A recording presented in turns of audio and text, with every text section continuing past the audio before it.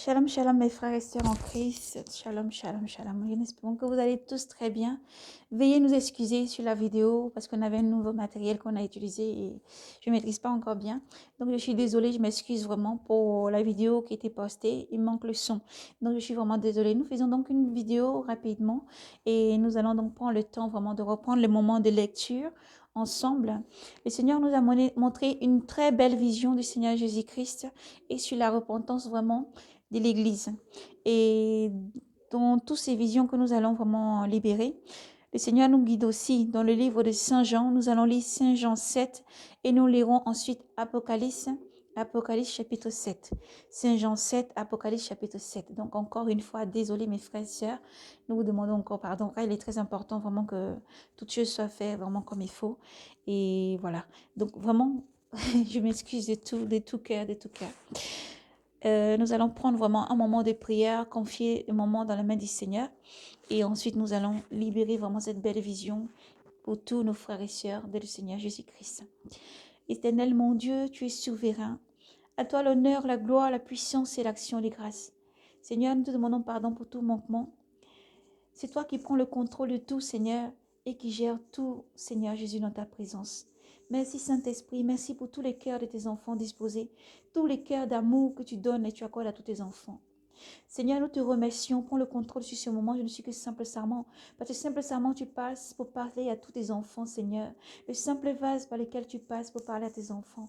Prends le contrôle sur tout, Jésus. Nous te supplions, Seigneur. Tout esprit méchant, tout démon, esprit mauvais, s'élevant contre ce message, nous déclarons qu'il soit lié. Dans le ciel comme sur la terre, j'étais en enfer. Tout ce qui n'est pas de toi, meurt maintenant, Seigneur Jésus. Merci pour tout ce que tu es. À toi l'honneur, la gloire, la puissance et l'action des grâces. Merci Jésus pour ta présence. Merci pour tout ce que tu es chaque jour. Amen. Donc encore désolé mes frères et sœurs. Nous allons lire dans le livre de Saint Jean. Saint Jean 7, Apocalypse 7. Dans le Sainte Bible ou vos applis. Nous commençons la lecture dans le nom de Jésus-Christ. Après cela, Jésus parcourut la Galilée.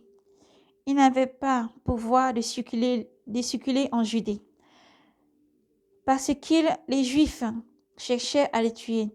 Or, la fête juif des tentes était proche. Ses frères lui dit donc, passe d'ici en Judée, que tes disciples aussi voient l'œuvre que tu fais. On n'agit pas en secret quand on veut paraître, on veut être vu. Puisque tu fais ces choses-là, manifeste-toi au monde. Puisque tu fais ces choses-là, manifeste-toi au monde. Pas même ses frères, en effet, ne croyaient en lui. Jésus leur dit alors, mon temps n'est pas encore venu, tandis que le vôtre est toujours prêt. Le monde peut vous haïr, mais moi, il me hait, parce que je témoigne que ses œuvres sont mauvaises. Vous montez à la fête, moi, je ne monterai pas à cette fête, parce que mon temps n'est pas encore accompli. Cela, il dit, et il resta en Galilée. Mais quand ses frères furent montés à la fête, alors il monta, lui aussi. Pas au grand jour, mais en secret. Les Juifs le cherchaient donc pendant cette fête et dirent, où est-il? Où? En chuchotant sur son compte. En chuchotant sur son compte. Beaucoup chuchotant sur son compte. Dans le foule, les uns disaient, c'est l'homme de bien. C'est un homme de bien. D'autres disaient, non, il égare la foule.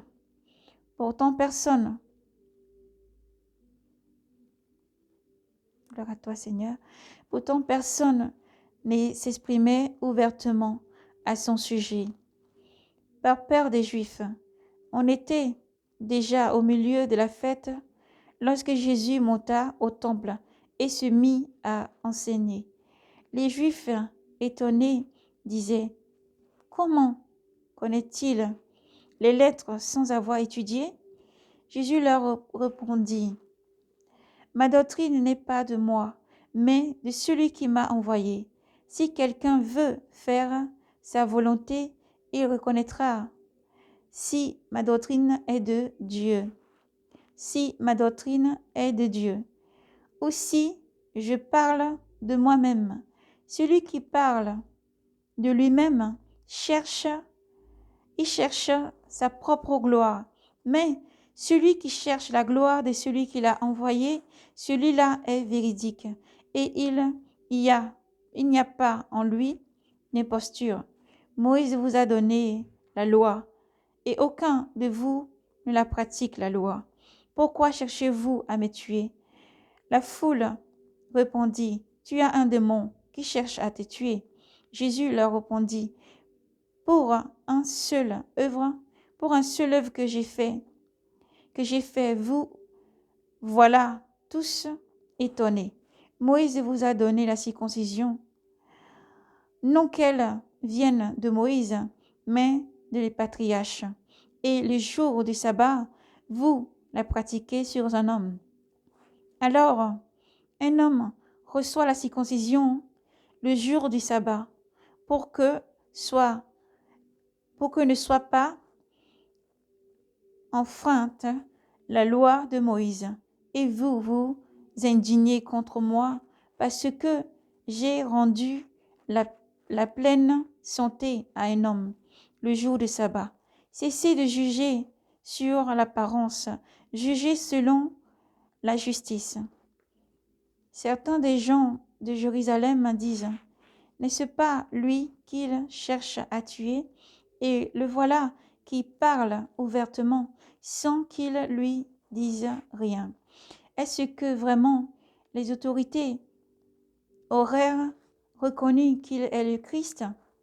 Mais lui, non, savons d'où il vient. Tandis que le Christ, à sa venue, personne ne saura d'où il vient ou d'où il est. Alors Jésus, enseignant dans le temple, s'écria, vous me connaissez et vous savez d'où je viens, d'où je suis. Et pourtant, ce n'est pas de moi-même que je suis venu, mais celui qui m'a envoyé est véridique. Vous ne le connaissez pas. Moi, je le connais parce que je viens d'auprès de lui et c'est lui qui m'a envoyé. Il cherchait alors à le saisir, mais personne ne porta la main sur lui parce que son heure n'était pas encore venue. Dans la foule, beaucoup crurent en lui et dirent, le Christ, quand il viendra, fera-t-il plus des signes que n'en a fait celui-ci? Ces rumeurs de la foule en son sujet parvint aux oreilles des pharisiens. Il envoya des gardes pour le saisir. Jésus dit alors, pour un peu de temps encore je suis avec vous et je m'en vais vers celui qui m'a envoyé. Vous me chercherez et ne me retrouverez pas. Et où je suis, vous ne pourrez pas venir. Les Juifs se dirent entre eux, où va-t-il aller que nous ne le trouvions pas? Va-t-il rejoindre ceux qui sont dispersés chez les Grecs enseignés? Les Grecs, que signifient ces paroles qu'il a dit? Vous me chercherez et ne me trouverez pas. Et où je suis, vous ne pouvez pas venir. Le dernier jour de la fête, le grand jour, Jésus, debout, s'écria, si quelqu'un a soif, qu'il vienne à moi, et il boira. Celui qui croit en moi, selon les mots de l'Écriture, de son sein couleront des fleuves d'eau vive. Il parlait de l'Esprit que devaient recevoir ceux qui avaient cru en lui, car il n'y avait pas encore d'esprit, parce que Jésus n'avait pas encore été glorifié. Dans la foule, plusieurs qui avaient entendu ces paroles disaient, c'est vraiment lui, le prophète. D'autres disent, c'est le Christ. Mais d'autres disaient, est-ce que de la Galilée que le Christ doit venir? L'Écriture n'a-t-elle pas dit que c'est de la descendance de David et de Bethléem, de la ville où était David, que doit venir le Christ? Une incision se produisit donc dans la foule à cause de Jésus. Cependant, certains d'entre eux voulèrent le saisir, mais personne ne porta sur lui les mains. Les gardes revinrent donc trouver les grands prêtres et les pharisiens. Ceux-ci leur dirent, pourquoi n'avez-vous pas amené? Pourquoi ne l'avez-vous pas emmené? Les gardes répondirent, jamais un homme n'a parlé comme cela. Les pharisiens répliquant, vous aussi vous laissez égarer, vous êtes laissé égarer. Est-il un notable qui ait cru en lui, ou un pharisien? Mais cette foule qui ne connaît pas la loi, ce sont des maudits. Nicodème, l'un d'entre eux, celui qui était venu trouver Jésus précédemment, leur dit, notre loi juge-t-elle un homme sans d'abord l'entendre et savoir ce qu'il a fait? Ils lui répondirent, es-tu de Galilée, toi aussi? Étude, tu verras que ce n'est pas de la Galilée que surgissent les prophètes. Amen. Nous avons donc terminé. Gloire à Jésus-Christ. Nous allons parcourir maintenant le livre de l'Apocalypse. Nous allons lire Apocalypse, chapitre 7. Après quoi, je vis 4 anges debout aux 4 coins de la terre, retenant les 4 vents de la terre pour qu'il ne soufflât point de vent ni sur la terre, ni sur la mer. Ni sur la terre, ni sur la mer, ni sur aucun des arbres. Puis je vis un autre ange montant de l'Orient, portant le sceau du Dieu vivant. Il cria d'une voix puissante aux 4 anges auxquels il fut donné de maltraiter la terre et la mer. Attendez pour maltraiter la terre et la mer et les arbres que nous ayons marqués du front, les serviteurs de notre Dieu. Et j'en appris combien furent marqués du sceau, 144 000 de toutes les tribus d'Israël. De la tribu de Juda, 12 000 furent marqués. 12 000 furent marqués de la tribu de Juda. 12 000 de la tribu de Ruben, 12 000 de la tribu de Gad, 12 000 de la tribu d'Assé, 12 000 de la tribu de Nephtali, 12 000 de la tribu de Manassé, 12 000 de la tribu de Siméon, 12 000 de la tribu de Lévi, 12 000 de la tribu d'Isachar, 12 000 de la tribu de Zabulon, 12 000. Alléluia. De la tribu de Joseph, 12 000. De la tribu de Benjamin, 12 000 furent marqués. Amen. Gloire à Jésus-Christ. Donc voici donc la lecture que nous avons terminée dans le livre de l'Apocalypse, Jean 7, Apocalypse 7. Soyez donc bénis abondamment. Merci pour votre patience, mes frères et sœurs. Soyez bénis, bénis, bénis dans le nom de Jésus-Christ. Donc, frères et sœurs, nous disons donc que le Seigneur nous a ravis en esprit et nous a montré une très belle vision du Seigneur et une vision sur la repentance avant vraiment que tout se déroule dans le jugement du Seigneur. Nous avons vu, donc le Seigneur nous a transmis vraiment beaucoup de choses et de paroles et beaucoup d'autres paroles. Dans cette vision, gloire à Jésus, le Seigneur nous montrait sur la terre Seigneur me ravit en esprit, il montre sur la terre. Sur la terre, en fait, il y avait beaucoup de colère, de haine. Il y avait du vol, il y avait beaucoup de dégâts, il y avait beaucoup de choses mauvaises qui se déroulaient sur la terre. Il y avait comme de grands chaos, vous voyez, des gens qui volaient des choses, des gens qui faisaient vraiment du mal. Il y avait beaucoup de situations, mais tout était mauvais, tout était très mauvais sur la terre.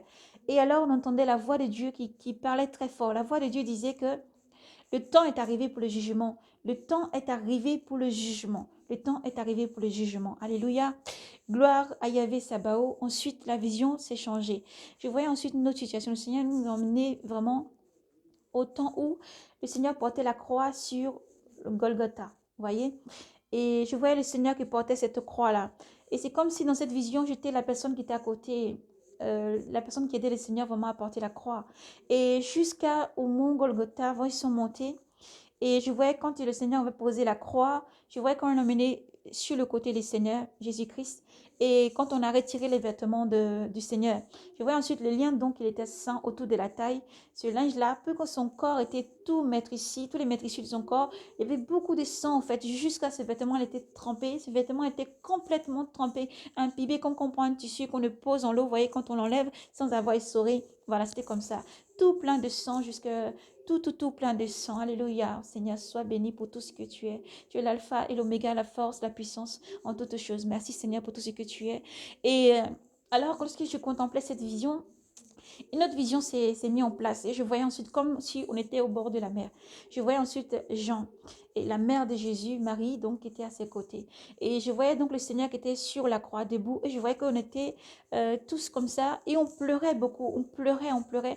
On était beaucoup, il y avait beaucoup de personnes et on pleurait, on pleurait, on pleurait et le Seigneur parlait, le Seigneur parlait. Lorsque le Seigneur parlait, la vision a changé pendant un instant.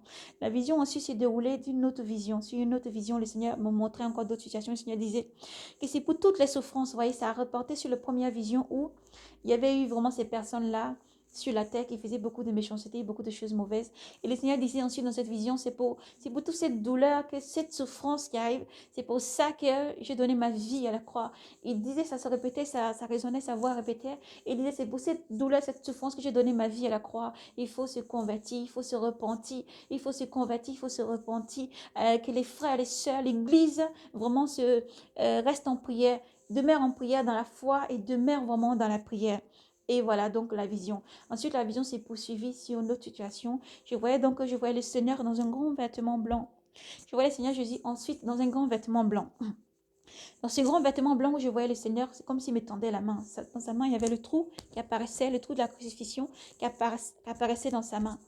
Et alors, je voyais que le Seigneur me tendait la main et me dit, viens. Il me dit, viens avec moi. Et alors, j'ai vu que je venais près du Seigneur et nous marchions. Donc, le Seigneur montrait d'autres situations encore. Et il me disait, pendant ce temps, il me donnait beaucoup de transmettre ce message à son Église, vraiment, de persévérer dans la foi, l'amour et surtout de garder la foi, de persévérer dans la méditation, de lire, de vraiment se consacrer, écouter la voix du Saint-Esprit. Le message était vraiment sur la repentance des églises, la repentance des églises, tous les sentinelles, les racheter, les prophétesses, les prophètes, les racheter, les appeler, les élus, de vraiment garder la foi et de vraiment persévérer, de persévérer dans la prière, de persévérer vraiment tous les jours dans la prière. Voilà, toujours persévérer dans la prière quand le Seigneur montrait vraiment tous ces chaos qu'il y avait et toujours comme sur la crucifixion où le Seigneur avait été crucifié, où vraiment encore il y avait beaucoup de douleur et de souffrance. Le Seigneur disait encore et retentit encore sa voix, disait que voici son sang a coulé et tout ça, son sang a coulé. Voici donc à partir de ce moment, il y a eu encore une autre situation qui s'est représentée lorsque le Seigneur, je marchais auprès du Seigneur Jésus-Christ et me montrait ensuite une autre vision comme vers l'Éthiopie, voyez. Je voyais quand même quelque chose se représenter vers le sol. Ça ressemblait à une montagne, une grande montagne. Mais sur cet endroit, on dirait c'était quand même plat. Ça ressemblait à un sol plat. Sur ce sol plat, il y avait comme cette croix. Il y avait comme cette croix. Symboliquement, il y avait quelque chose qui représentait comme cette croix par terre. La première croix que j'ai vue, le Seigneur fait comme si la vision avait vraiment zoomé cette croix. Tout devant, je voyais écrit Jean, voyez. Écrit comme l'apôtre Jean. C'était écrit juste Jean. C'était écrit là. Et je voyais ensuite une situation se présenter tout à côté. toutes différentes. Notre vision maintenant qui a pris place, je voyais maintenant comme des prêtres, des gens habillés avec des vêtements de prêtres. Et ils étaient en train de comme, ils parlaient, mais ils étaient comme en train de se disputer, ils se disputaient. On dirait qu'il y avait eu quelque chose, une loi, quelque chose qui avait été voté, qu'ils devaient mettre en place, mais ils refusaient de mettre en place. En tout cas, un certain groupe refusait de mettre en place. Donc, je voyais des prêtres, que ce soit africains, européens, asiatiques ou etc.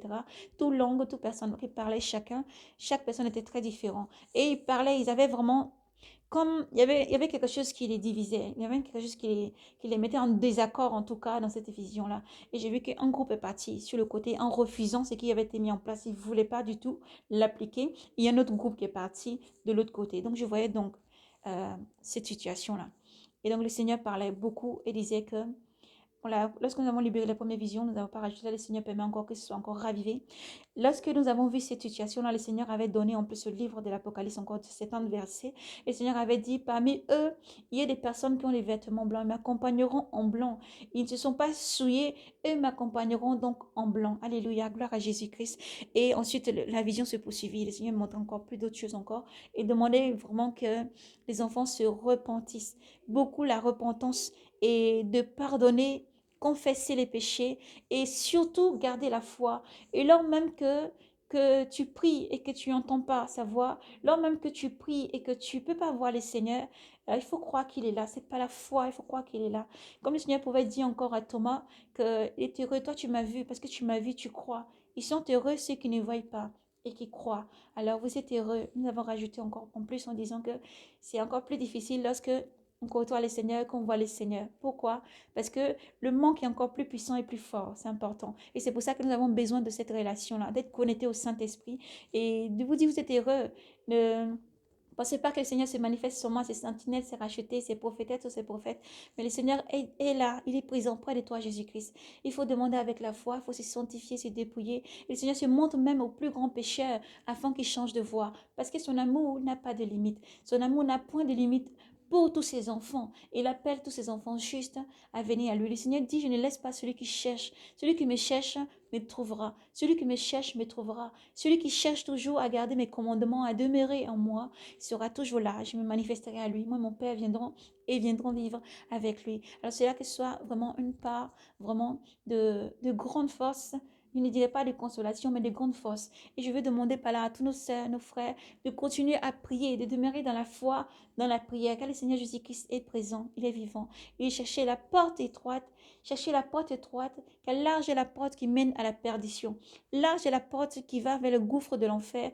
La porte, elle est étroite, le chemin est étroit. Il faut y rester, à tous nos frères sanctifiés, dépouillés, à persévérer. Et vraiment, le Seigneur Jésus-Christ est palpable, il est vivant et réel. Le Seigneur Jésus-Christ est là.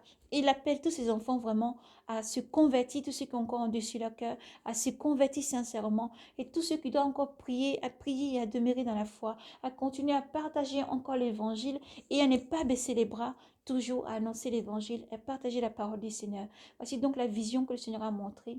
Vraiment une vision vraiment merveilleuse du Seigneur Jésus-Christ, tout plein de lumière, aimant, rempli de tendresse et d'amour pour tous ses enfants, demandant à son Église donc de persévérer, tout comme symboliquement il montrait vraiment, c'est cette croix qui sont manifestées. Donc, nous avons vraiment visité vers l'Éthiopie. Hein. C'était vraiment l'Éthiopie, une grande croix déjà. Ça formait comme une grande croix, dans le sol, vraiment, dans le sol, comme sur une montagne. Et là-dessus, vraiment, il y avait cette croix qui se sont manifestées parce que nous avons vu donc cette situation. Je demande d'avoir cette persévérance à croire jusqu'au bout, à demeurer. Voyez pourquoi nous avons vu encore la situation et la croix qui affichait. Et comme le Seigneur nous a conduit au livre de Saint Jean, que nous avons lu Saint Jean 7, où le Seigneur vraiment, tout ça c'est symbolique, tous ces symboles sont envoyés vraiment à l'Église, pour que l'Église tienne fermement à Jésus-Christ, tienne fermement au Seigneur, parce que le Seigneur est à la porte. Un signal donné, Dieu lui-même, un signal donné, le Seigneur lui-même descend, les morts en Christ sont ressuscités, incorruptibles, et nous les rejoignons donc incorruptibles, toujours aussi avec des vêtements blancs, transformés en un instant et enlevés dans les nuées avec eux. Mais avant ça, il y a le processus vraiment de la purification, de se purifier vraiment, de quitter le monde, de fuir Sodome et Gomorre, de fuir la fornication, l'impudicité, le vol, le mensonge, d'avoir toujours la ceinture de vérité, de mettre de l'ordre dans sa vie, de toujours croire que Jésus-Christ est là pour toujours sauver et tendre la main. Il tend toujours la main. Il y a un fleuve d'eau qui jaillit du cœur du Seigneur et le Seigneur demande tout simplement qu'à abreuver ses enfants. Viens à moi, Dépose ton fardeau à mes pieds, comme il pouvait le dire dans le livre de Saint Matthieu, voyez, Saint Matthieu 11 et 16, voyez, le Seigneur demande, venez à moi, 28, venez à moi, 28, venez à moi, et déposez vos fardeaux à mes pieds, venez à moi, déposez vos fardeaux à mes pieds. Vous pouvez encore lire même Saint Matthieu 11 encore, et le verset 26, voyez, tout ça, le Seigneur appelle ses enfants vraiment à déposer chaque fardeau à ses pieds. Et le Seigneur annonce toutes choses vraiment qui vont arriver et qui va venir. Mais encore la manifestation de sa présence n'est pas seulement que pour la servante, le serviteur du Seigneur, mais c'est pour vraiment reconforter chaque cœur. C'est pour dire, je suis là, je vous annonce les choses à venir. Je suis là pour vous reconforter. Je suis parmi vous et je vois aussi tout ce qui se passe. Mais mon amour est avec vous. Le Saint-Esprit est avec vous pour vous guider. Donc, frères et sœurs, voici donc le message du Seigneur. Il est moins long que la première vidéo car nous avons vraiment concentré et je dirais beaucoup plus calme dans le nom de Jésus-Christ car tout ce que Dieu fait est bon. Tout ce que Dieu fait est bon. Alors donc, soyez abondamment bénis dans le nom du Seigneur Jésus-Christ. Persévérez. Croyez que Dieu est là. Le Seigneur est toujours là, près de ses enfants, pour toujours reconforter, redresser, relever. Jésus-Christ est rempli d'amour. Il est rempli d'amour pour son Église. Vraiment, il tient. Il a dit, ce que mon Père m'a donné est plus beau que tout. Et rien ne peut vraiment enlever de ma main ce qui le Père m'a donné. Ce qui le Père m'a donné est plus beau que tout. Partout où vous êtes, que ce soit dans les religions, que ce soit dans un pays étranger, partout, qui que vous soyez, où que vous soyez, Jésus-Christ vous aime pleinement et fortement.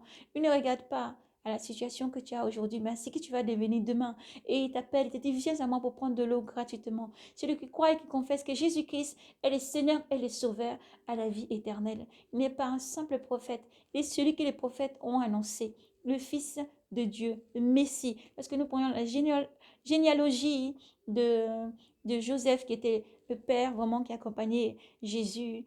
Vous voyez que c'est un descendant direct du roi David. Et vous voyez aussi, depuis les ascendants jusqu'à maintenant, que toute la parole de Dieu s'est accomplie jusqu'à présent. Jésus-Christ n'est pas seulement de Nazareth, seulement nazarien. Jésus-Christ est né à Bethléem.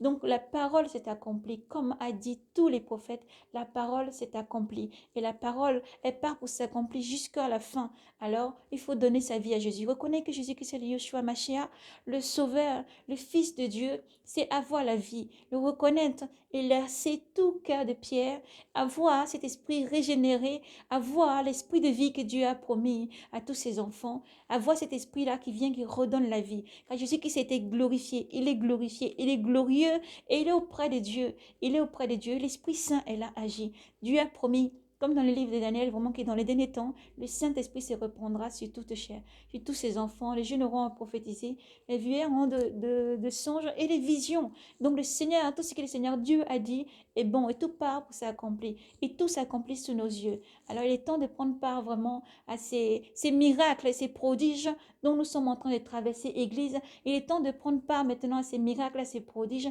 et à marcher dans la foi. Non pas la vue, mais pas la foi. Car le Seigneur est Dieu souverain. Jésus-Christ est l'alpha et l'oméga. Et Jésus-Christ arrive. Le Seigneur n'est pas invisible. Tout comme tu peux voir tous les jours quelqu'un à côté de toi, que ce soit ton mari, ta femme, mère, père, enfant ou collègue de travail, peu importe la situation vraiment dans laquelle nous pouvons nous trouver, il faut croire aussi avec la même conviction que le Seigneur est présent. Et au-delà de ça, quand il agit dans le spirituel, il agit dans le physique, il agit dans toutes les dimensions avec puissance. Parce que Jésus-Christ vous aime et Jésus-Christ est toujours là près de toi pour te dire, je suis là et je t'aime. Tout comme il a tendu la main, lorsqu'il a tendu la main, il m'a dit, viens.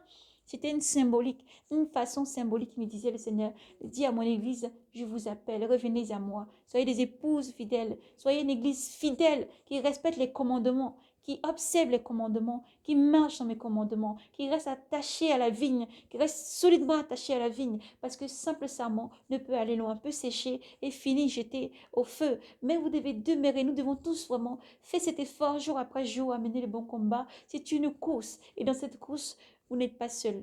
Personne n'est seul. Il y a le Saint-Esprit. Le Saint-Esprit est là. Il est le défenseur, l'ami fidèle, le consolateur qui guide à chaque étape. Quelle que soit la tribulation, les douleurs, la souffrance, le Seigneur est au contrôle. Il est là. Il ne faut pas renier Jésus-Christ car lorsque le Seigneur nous a fait voir vraiment, c'est tout qui est aussi un gros message pour le continent vraiment africain et tous les autres continents qui sont bénis dans le nom de Jésus-Christ. C'est pour dire aussi l'Afrique, levez-vous et aussi va porter la croix jusqu'au bout. C'est aussi une part d'amour. C'est aussi une part d'amour. C'est on entend dire que Jésus-Christ est venu pour sauver les Juifs.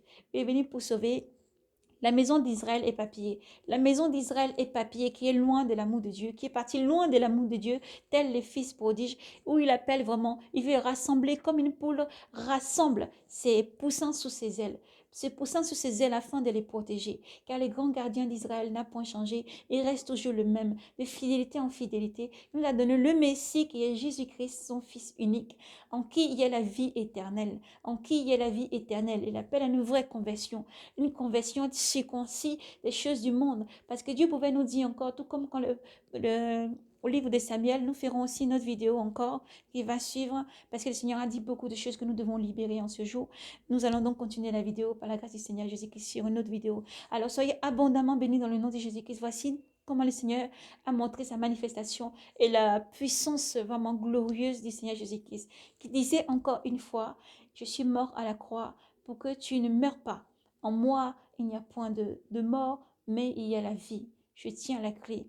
Je tiens la clé entre mes mains. Ce que je ferme, nul ne peut l'ouvrir. Ce que j'ouvre, nul ne peut fermer. Cela soit votre part dans le nom de Jésus-Christ. Soyez abondamment bénis. Jésus-Christ est l'alpha et l'oméga. Il faut croire et garder la foi jusqu'au bout. Fixez les regards vers l'éternel. Restez connectés au Saint-Esprit. Méditez, lisez, tenez ferme. Gardez surtout votre cœur.